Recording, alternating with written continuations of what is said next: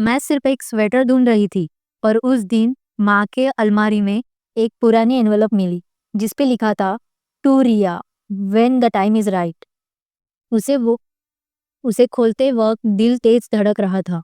मुझे लगा ये एक बर्थडे लेटर होगा, पर अंदर लिखा था एक राज, एक नाम, मेरे पापा का नाम। मैं तो हमेशा समझती थी कि मेरे पापा गुजर गए थे, पर लेटर में लिखा था ही इज अलाइव। मैं माँ के पास गई, उनका चेहरा सफेद पड़ गया। उनकी आंखों में एक ऐसी सच्चाई थी जो सालों से छुपी हुई थी। उस रात दादी ने मुझे बुलाया। उन्होंने जो बताया उसने मेरी माँ के हर झूठ को एक नई रोशनी दी।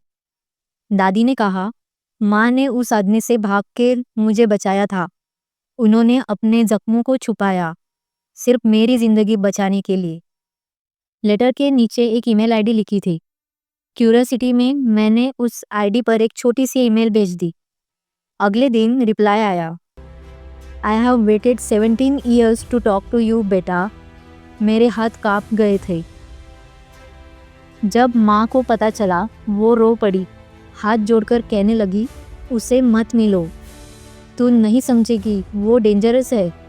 पर मेरे अंदर सवालों का तूफान था और उस तूफान को अब चुप नहीं करा जा सकता था।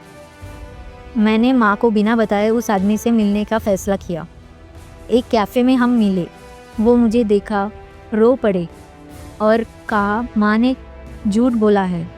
मुझे समझ नहीं आ रहा था कौन सच है और कौन झूठ। मैं कंफ्यूज थी, माँ या पापा, कौन सच बोल रहा है। आरव, मेरा दोस्त, उसने कहा, प्रूफ ढूंढो। और फिर हमने सच्चाई के पीछे जाना शुरू किया। एक दिन हॉस्पिटल रिकॉर्ड रूम में एक फाइल मिली और उस फाइल में एक एफआईआर कॉपी थी। वो सब पढ़ के मेरी रूह कांप गई। पापा ने माँ को हर्ट किया था, वो सच। मैं फाइल नीचे गिरा के रो पड़ी। पहली बार माँ का दर्द समझा। मैंने उससे दोबारा मिलने का फैसला किया। मैं उसे माफ़ करना चाहती थी, खुद के लिए। उस चैप्टर को क्लोज करना था, माँ के लिए, मेरे लिए। आज मैं माँ के लिए एक चिट्ठी लिख रही हूँ। थैंक यू माँ, हर उस झूठ के लिए जो तुमने मेरी हिफाजत के लिए बोला। अगर उस वक्त तूने सच नहीं छुपाया होता तो शायद मैं आज जिंदा नहीं होती। जिंदगी हमेशा ब्लैक और वाइट नहीं होती।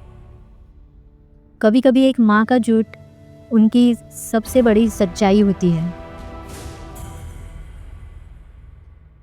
ऐसे वीडियोस के लिए आप मेरे चैनल को सब्सक्राइब कर सकते हो। Thanks for watching.